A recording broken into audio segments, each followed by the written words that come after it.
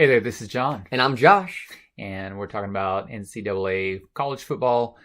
Week 11, we're looking up at week 11 and what we're expecting for the week. Before we do that, Let me just real quick, we were supposed to mention this on Sunday. Oops. Willie Taggart Oh, yeah. got fired Yes, he did. from Florida State University. And it was like $17 million, $18 million buyout or whatever. And people just wanted him gone that badly. Yeah. I think that's a win-win for him. Wouldn't I? It is such a win. Oh, my goodness. Please fire me for $18 million. No kidding. Absolutely. But who knows what will happen. The AD at Florida State said it just wasn't worth waiting. Yeah. So they're looking at a number of people, Stoops and others that are potential. I've heard even Brian Harsin is somewhere on their radar. Yeah. Hopefully he doesn't go anywhere. Yeah. All right. So now let's jump into this past week. Yesterday was the first day that the new or the college football poll for the playoffs came out.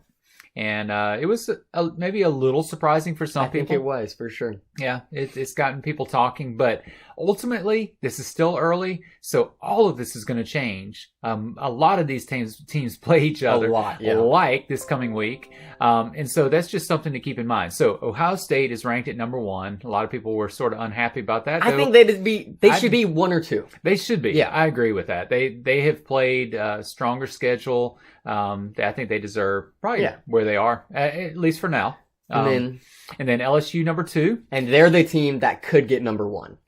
Like they're arguably the team that could be number 1. Yeah, and a matter of fact, if they beat Alabama this week, then or if Alabama beats them, I think either one of those teams moves to number 1 based off of number 1. Based off That's of right. this game. So then you have in number 4 is Penn State. Right, Penn State number 4. That was a shocker for a lot of people, not putting Clemson in the top 4. I don't know. Penn State's done pretty well so far, and they've shown that they can play against tough teams. Clemson hasn't. Yeah, absolutely not. Honestly, I still agree with this. So Clemson number 5, even though they're 9-0, and it really is true. They have played absolutely nobody. Yeah. And their schedule is so soft that I mean I think they're fortunate to be at number 5. Honestly, yeah, and it'll be interesting to see when the season comes to an end. Does a 1-loss Alabama, a 1-loss LSU, do they top an undefeated Clemson? I don't know. But this is definitely a statement from the playoff committee saying we're looking at schedules, we're looking at how you do against these weaker opponents. Like, it matters. Yeah, it does matter. 6, Georgia, 1 loss, 7, Oregon. So Pac-12 is in here. Are they in here? They're in here. There's because 2 of they them. got Oregon, then Utah. Yeah. And so people were shocked that Oklahoma wasn't above Oregon and Utah. It is especially a little bit surprising. Utah. Like I did not see that coming. And then the bottom of the barrel, Florida already has 2 losses. They're not making it anywhere. Yeah. No, they're not. Yeah. Okay, so let's talk about this week. We have number 5 Penn State, undefeated. Yep. Going to number 17 Minnesota, undefeated. How? No one knows. Well, we're about to see whether they should be undefeated. Minnesota or not. has probably a softer schedule than Clemson so far. Yeah.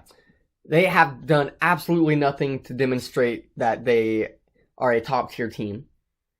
Although the past couple of weeks, they have been blowing out their opponents. I think it's 3 weeks in a row that they've beaten Big 10 opponents by at least 20 points. First time I think they've almost ever done that.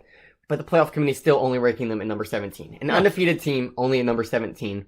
This is huge for them. If Minnesota wins this game, that bumps them into the top 10, arguably above a number of teams, because they're undefeated. They haven't lost yet. No, they haven't. That's huge.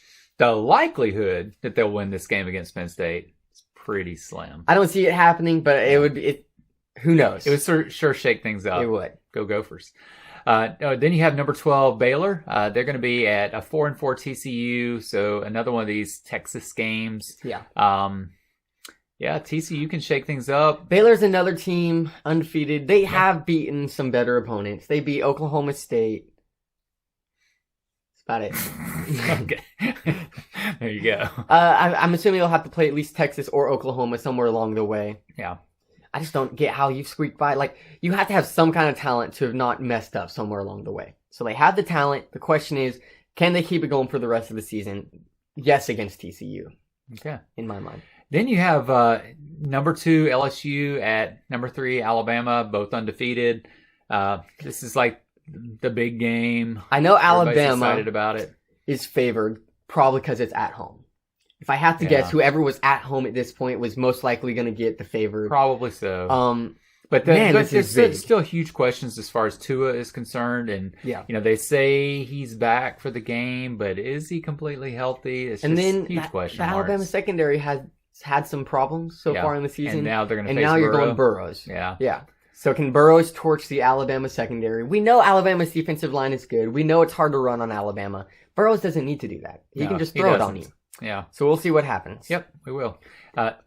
Coach Oregon or whatever, or whatever. Remember Marble Man said LSU faces receivers as good as Alabama every day. He said that. Yeah. And I quote, so Jerry Jeudy, Ruggs, sorry guys, Devontae Smith, this is y'all's chance. That's right. I think it's stupid for a coach to say anything before a big game. After you beat Alabama, come out and say, it's because my receivers face people like secondary. Just stupid decision. I hope Alabama's wide receivers torch them now because of that. Okay. Then you have a 5-3 Missouri. So not a horrible Missouri. Not a great one. Yeah. Playing number 6 Georgia. Missouri's number 3 right now. Yes. In the SEC. They're 2-2. Georgia's 2-1. Florida's 2-1. Or 2-2, yeah. So if Missouri wins this, I believe that puts them at number 1. Yeah. Now, will they win it? No. Yeah. No way. Yeah. No, not after Georgia finally figured something out in that Florida game. They did. Got fired up after losing to South Carolina. No kidding. Okay. So then you have number 18 Iowa. They're going to be playing number 13 Wisconsin. I feel like Wisconsin should win this. Jamar Taylor kind of died down a little bit second half of the season so far. Yeah. Surely he'll pick it back up eventually. Iowa does have a good defense. We know that with that Penn State and Michigan game, both extremely low scoring. Yeah. So I see this being a low scoring game as well. Okay. Iowa State's going to be at number 9 Oklahoma. So what's going to happen with this Big 12? 5-3 Iowa State, Oklahoma. Iowa State's like the Northwestern in the Big 12. They can pull off upsets a lot. Yeah. I feel like Oklahoma is insulted right now that they're only number 9. Surely they have to come out with some kind of vengeance. Jalen Hurts torches Iowa State. Oklahoma wins. Yeah, it's too bad we lost the whole scenario of Jalen Hurts against Tua. Yeah, I know. Who knows? I don't think that's going to happen now. It would just have to be some crazy stuff happening down the road. Really crazy. Then you have a 6-2 Wyoming is going to face number 22 Boise State. This is a pretty big, it's a late game on Saturday night, at least if you're on the East Coast. But yeah, this is a pretty big game for Boise. So the way the group of 5 is looking, we got Cincinnati at 20, Memphis at 21, Boise at 22, Navy at 24, SMU at 25. So Boise is the only non-AAC team in the top 25. But most of those teams play each other. And the second a group of 5 team has 2 losses, you're no longer ranked. You're out of the picture. Absolutely, yes. So this is huge for Boise. 6-2 Wyoming. It's a good team. It's at home for Boise, thankfully. If they win this, I think it puts them in a better standing because Cincinnati's playing a weak team. Memphis has a bye week. It puts them in a good position to at least jump 1 or 2 spots, possibly above them just because of the strength of the opponent. I hope Boise wins. Yeah, I know you did. Yeah, I do. That's all I got. Okay. Now, let's talk about your Week 11 upset predictions. You were going to throw this on me, and I didn't accept it. I deflected it right back to you. I think this is the week that my losing streak finally ends. Okay. All right. Game number 1.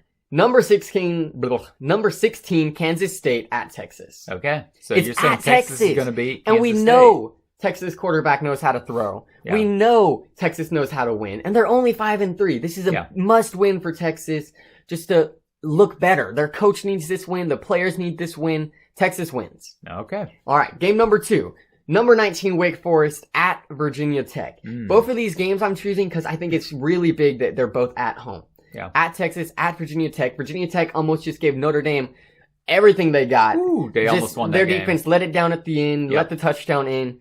They gotta be coming back. They know they can win. They're only also 5-3. They win this, they're bowl eligible. That's huge. Yep. You gotta win this. Virginia Tech wins. Okay. So you heard it right here. Yeah. I feel good about these. I do. Okay. All right. Okay. So that's Week 11. Join us when we come back and talk about what happened.